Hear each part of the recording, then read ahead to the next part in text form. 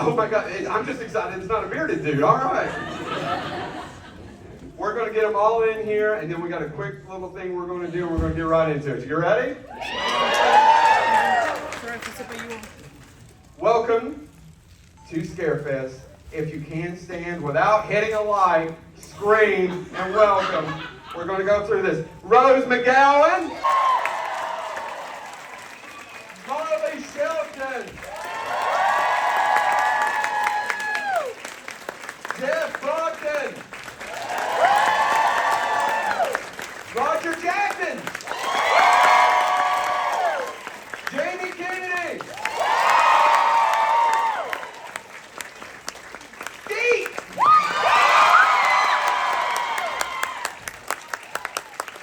Lee Waddell.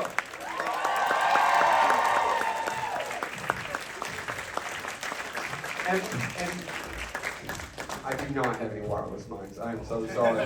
But believe me, you'll be able to sit, and then Matthew will maybe be here in a few minutes. We're working on that. Please, everyone, have a seat! I'd like to take this opportunity, thank you, by the way, for being here, to extend our gratitude to each and every one of you for being here, for taking your time out of your lives, out of your days, money out of your pockets, obviously. We cannot thank you enough for what you do for all of us, what you give to us. Our lives as artists for Commerce are up and down, and you really do help feed our families, and it means the world to us. The love you share for us, we try and give back to you. So thank you, thank yourselves, and we appreciate you. I usually have a wireless mic to come out there, but I pulled as much cable as I can out from under the stage, and I will be your mic to come ask questions to. So That's okay, we can work this around. Hey, one of us is better looking than the other. well, then, if you want to do it, then No. I'm gonna take a nap. perfect. Try not to strangle anybody other than myself. Because I like shit like that. Yeah, can you come a little closer? Because it's hard to get exactly there. All right, you got a really good question. You have amazing lipstick, by the way. Oh, Thank you, guys. I love your lipstick. Amy. Movie franchise was birthed from Scream. So with that being said, what's your favorite scary movie? Ooh. You know, initially this script was called Scary Movie. When we got it and we started, trying to be a part of it, it was Scary Movie, which was badass. Mine is, forever it was The Exorcism of Emily Rose, but recently I saw When Evil Lurks. Has anybody seen that yet? Oh my God, man, that is a crazy movie. Have you seen it? No, I actually meant from the Scary Movie franchise. Oh, from that?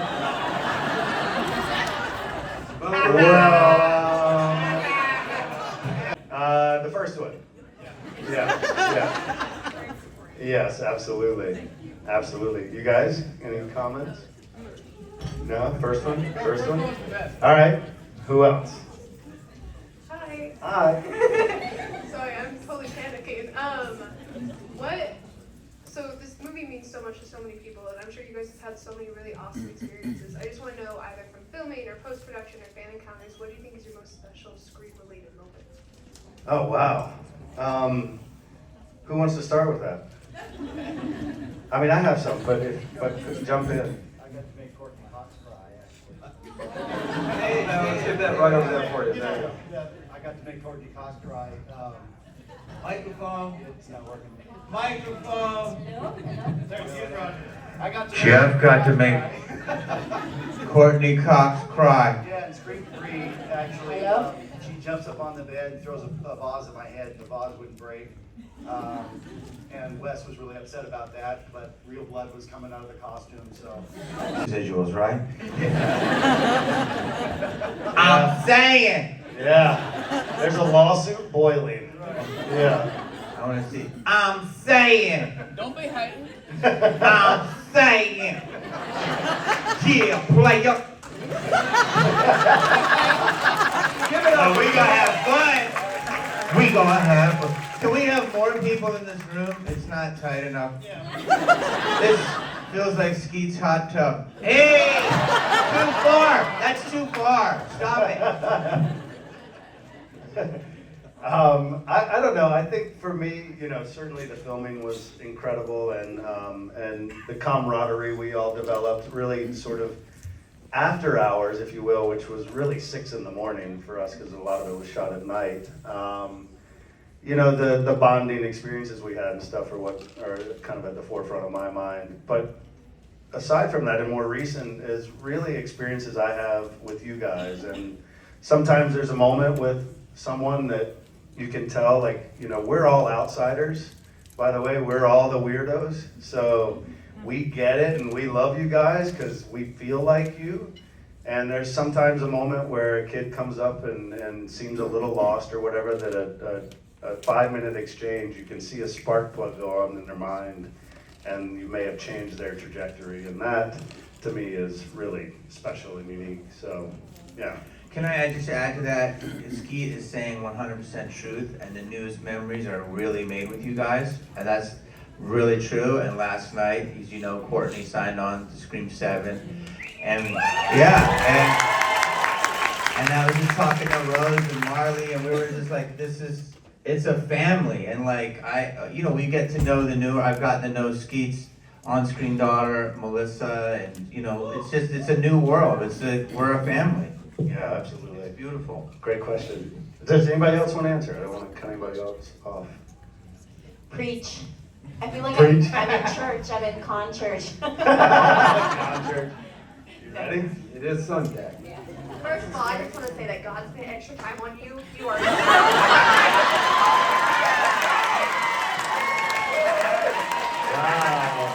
I love being in God's Extra country. time. Wow. Extra time. We spent a lot of time on you too, bro.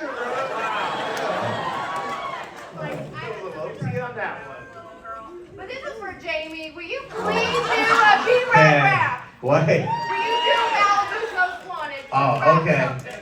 Are you ready? Yes. Shrink, shrink, blinkety blink. You guys don't know this one? Trying to make me think. Want to go to the sink and vomit. Clean it up with Comet. Earth is my planet. All right, 4 of you guys know that rap. I guess God didn't spend extra time on my rapping skill. Can I just say? Oh my God!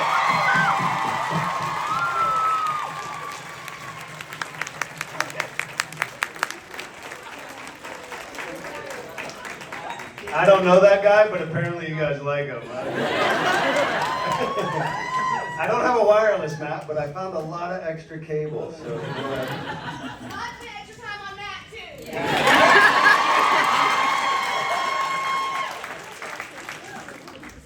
who we got? So, hi everyone, and here's my question. So, so it's going back to the first screen, and it's for Matthew, you, Jamie, and Rose. I remember Matthew, in a recent interview, you mentioned how difficult it was for you to work on the 3rd season of Twin Peaks. You had problems sort of like tackling the role because it was probably complicated you had a great supporting role in the 3rd season. And that was a lot of pressure. And going back to the first screen, I'm just wondering what was the kind of pressure that you guys had on your shoulders, knowing that you were pretty much at the beginning of your career. Rose had starred in a widely acclaimed movie like a year before, I believe. So she was already like some kind of a recognized actress. But I don't know about Jamie, Matthew, and you, Skid. Bro, you're giving her arms a workout. So, and I only know that Matthew starred in Ghoulies 3, that I almost finished, but it was a lot of fun. So, yeah, What was the pressure like? What was that? Matt, you want to start? You want to join us? Hi.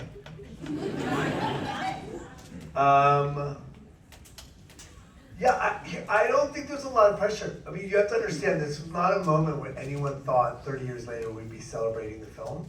right? It's a horror movie, and that just doesn't happen. This is a once-in-a-lifetime sort of experience. That this franchise has been incredibly blessed by the talents of Wes Craven, who took it for a long stretch and made it as iconic as it is.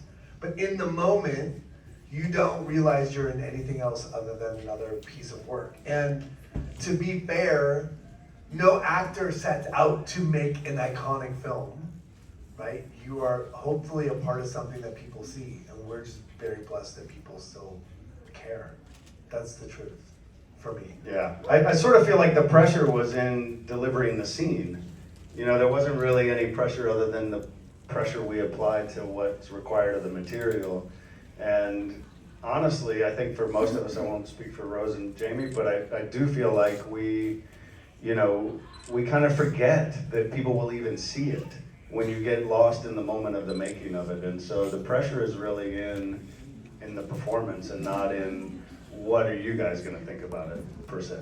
Hey, it was a rocky casting process, and eventually, because I went in the last day, I heard they cast Nev, and I was like, oh, I have dark hair, they're never gonna cast another dark-haired girl. And Kathy Conrad, the original producer, had blonde hair, and I looked at her and I said, oh, hey, Kathy, who's your hairdresser? I'm going blonde later today. Do you know, can you refer me to your lady? Please? And it was like you saw this collective light bulb moment. So then I get cast. But the secret I have that I've never told, actually I did have to tell Wes, and it was the day we filmed the garage scene. The thing is, I can't scream. I can yell, but I cannot scream. I've never, that movie theater, the movie horror movie, the Scream Queen, scream. I can't scream. I can like, oh, I can, oh.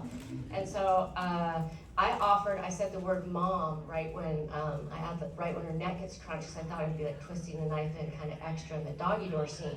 But like Wes was like, what? Like he was really like, I think he wanted that kind of like iconic, like Jamie Lee Curtis, like in Halloween, like like I can't lady scream. I can't do lady scream. And I've heard a lot of men can do lady screams, but I cannot do lady screams. So I was like, that was my secret, was I kind of felt like I was gaming them. I'm like, I have to reveal at some point that I'm a fail. But also, I'm gonna win. Hello, nice to see you all still after 30 years. You're like what they said is that, you know, you're just so in the moment and trying not to fail. The other one is that I have terrible aim. And I kept throwing the bottle at Ghostface, and I kept missing. So they put like a big, it's called a flag, like a black, piece of fabric next to the camera with a big red X. Hit this, so it'll look like you're really, you know. Of course, I hit it right into the camera lens. And here we are. Made me look better though. Thanks, y'all. Question? Hey everybody. I'm curious what you think makes the film so timeless and continues to resonate with audiences today. The Ghostface character is so scary, is that it can literally be anyone. Any one of you, man or woman. So it's really the darkest aspects of what lives in each one of us. And I'm trying to sound spooky like. I was gonna say, when you hear Roger outside, his voice is actually a lot like this. And like, Because that's it. It lives, Ghostface lives in each one of us. And the mask is what brings it out. And that's one of the interesting things about number 4, is the use of social media as the mask that people hide behind to say and do terrible things. So let's work for a more civilized world. Kevin Williamson never even knew, the writer.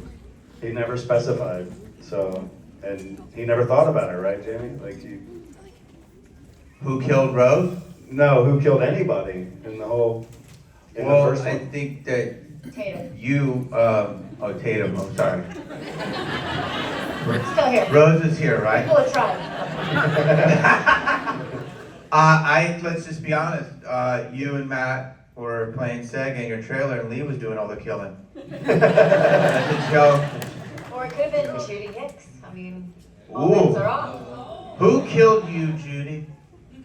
I mean, Marlon? Yeah, the great thing about this whole franchise is when somebody dies, just like you guys get emotional, I do. I went and saw, when you died, Marley, I was in the movie theater in Camarillo, it was a late night, and you died, and then David died, and it was like, I felt like you guys. Did we get a tear? Did we get a misty eye? I was emo, I definitely Okay, reached, all right, I'll take I it. definitely reached for an extra milk dud.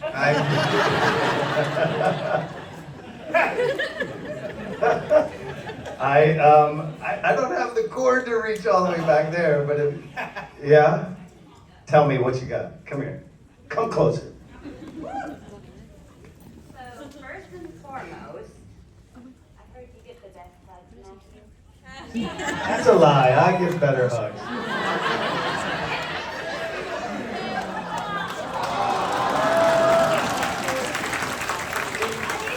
Hugs now. But no, my question is Stu really gone?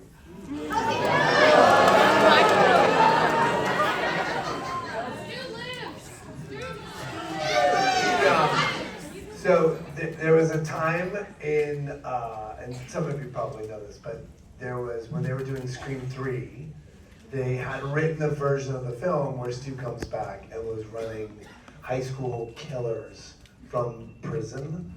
And then unfortunately the tragedy of Columbine High School happened, and they, rightly so, changed the entire script. But in the zeitgeist, it has been available before. And the last two movies, they are full of Easter eggs. So look, the reality is that I would love to come back if it makes sense for this franchise. If they found a great way to do it, I think it'd be super fun. But the franchise does not need Stu, that's for sure. Does not need Stu. I assure you, it's gonna do just fine without. Want to go find out? I think it's made like Go on $1 up. billion. I think it's fine. Matt, she's coming just for the hug competition, so, you know, get your hug ready. Security. This feels very slutty.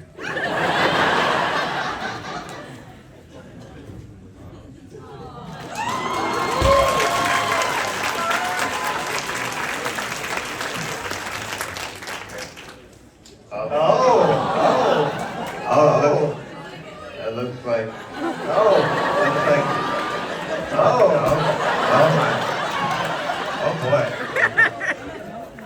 she got a 2-for-1. He wins. What about Rose and I? Are we All chopping right, well, it? Well, you've not sucked. It's impossible. I don't know. That's hard to. I mean, I think you are what you are in that moment, and it's hard to look back and want to change anything. To be honest, I know what you mean, and there's definitely. I think I'm better now, but I don't think I would have changed it. It's part of the experience. It was part of it. So I wouldn't have changed anything. I think they were like, you two together was like Wimbledon tennis, like the highest level people, you and Stu batting back and forth. I can't think of one thing personally in your performances that could be better, to be Thank you. honest with you. Thank you, Rose. So sweet. Thank you. Let me see, should I hit this side too? Yeah. Yeah, you got a question? Yeah. Hi. How did you all get into acting? Oh. Lee? Wow.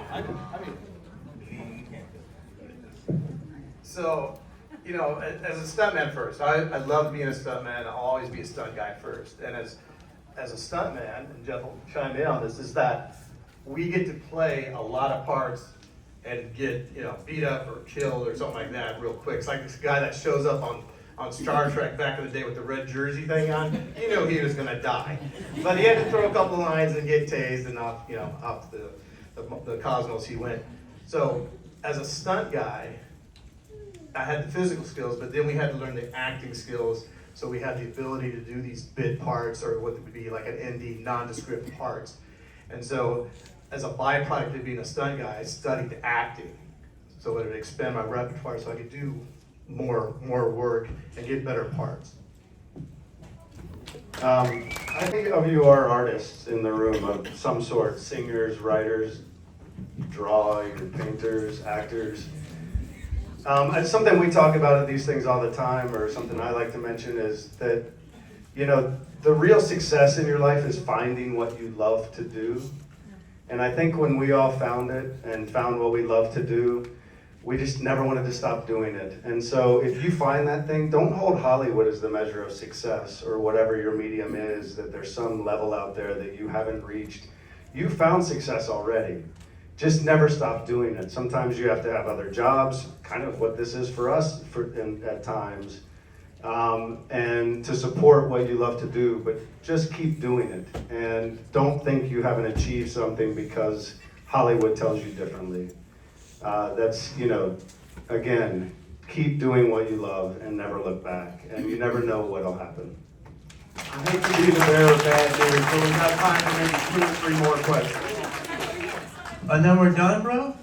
Yeah. Star Trek coming in? Halloween? I gotta go put on my Klingon outfit. Thank you. First of all, thank you guys for taking the time out of your busy lives for, to come talk to us and listen to us and super rad. My question is, if you could go back in the franchise and save somebody, whose death would you change? Keeping in mind that two lives and justice for Tatum.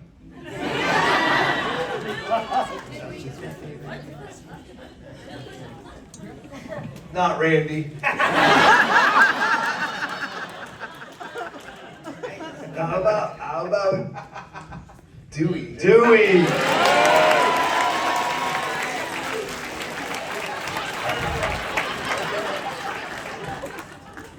Sign that to him. This,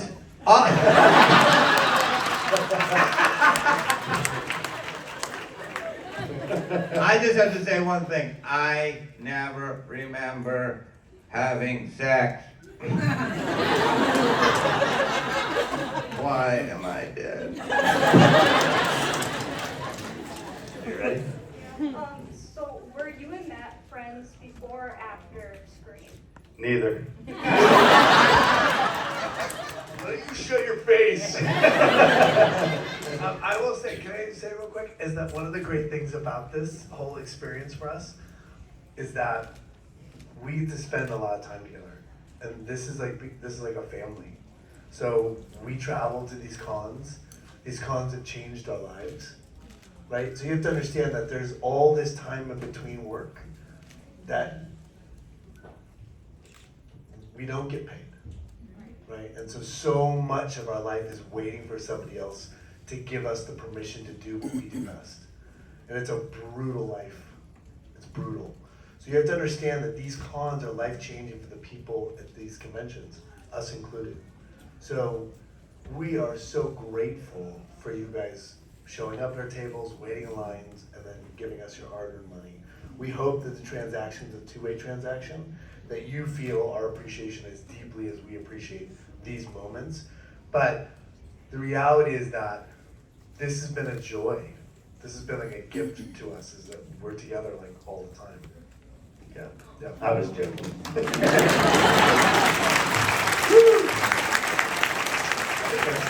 more?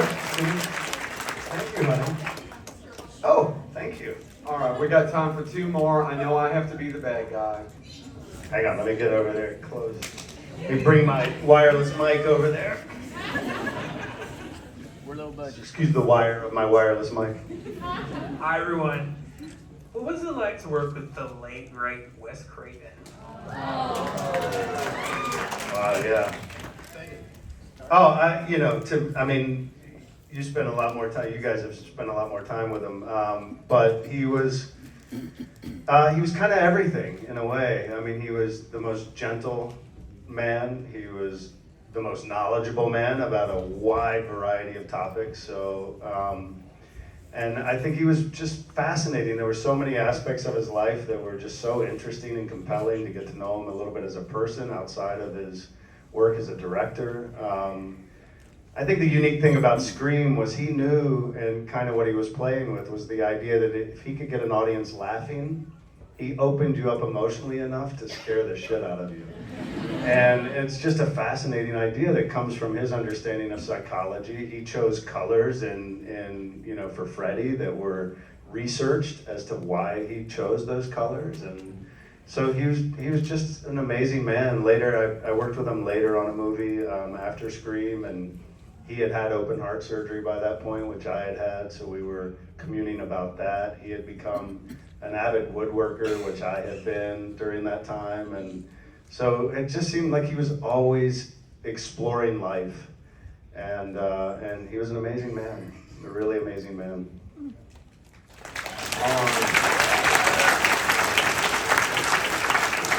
Anybody else have any of that? If not, last question. I'm a pregnant! You're right here, and I'm tired. Thank you. I've always wanted to know, was it real when you hit Matt with the phone? Matt, was it real?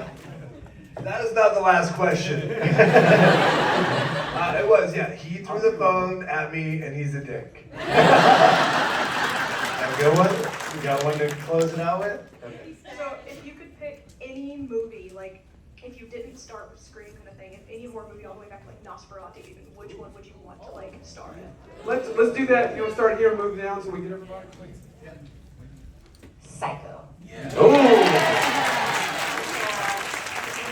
Hitchcock Blonde. Oh my gosh, Janet Lee. Yeah. Yeah. Thank you. Saved my week. And an amazing Marion Crane. I probably would have also said Psycho, except for I would want to probably be the guy, Anthony Perkins. I would want it to be Norman Bates. I think with short brown hair, I could have done it with this day. That's tough for stunt guys. There's so many of them, but The Shining was something I really liked. Just a lot of fun stuff, for sure. Mad Love with Peter Lorre. I want to sew the hands of a knife murderer onto a concert pianist and take his wife away from him.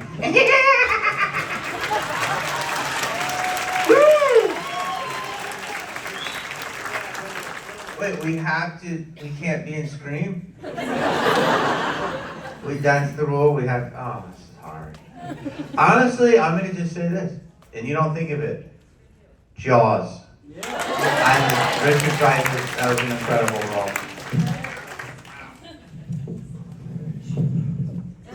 And Showgirls isn't an option, right? You guys know me, I'm a classics guy, so I'm taking it back to black and white Universal monsters. Anything in that genre. I'd love to play like some Karloff stuff, that'd be really cool. So I recently worked with a guy by the name of Mike Flanagan. If I had to choose anything, I would work with Mike Flanagan for the rest of my life. What about Avery? Can we ask Avery? Yeah, let's ask Avery. Avery, would you be Avery? No pressure. What do you got? I'd probably say Jaws too. Yeah! Why? Watching people get eaten by sharks.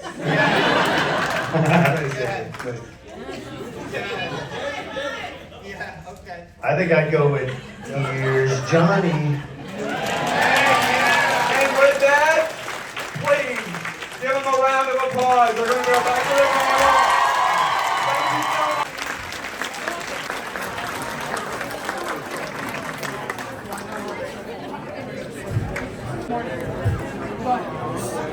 Thank you so much. Thank you so much. I really appreciate it. Love you too. Thank you, guys. Ladies and gentlemen, Mr. Matt Lillard. Real quick, I have to shamelessly promote something real quick. So we're doing a whiskey tasting tonight. If anyone's interested, I have a company called Five Familiar Spirits. We're actually launching this week a horror-themed tequila. Our whole proposition is we find fan bases to create high-end spirit experiences for, and then we add value to that community. So in this tequila called Macabre Spirits comes an 80-page Mike Flanagan short story that's incredible. So we're doing a tasting tonight at Quest End. You can find it on the website. It's like we're tasting Rogue and we're tasting Warlock. And it's going to be an hour and a half conversation. It's a really intimate experience. So it's not cheap, but if you're interested, it's happening in Lexington tonight. So if you're interested, check it out. All right? Yeah. Sorry,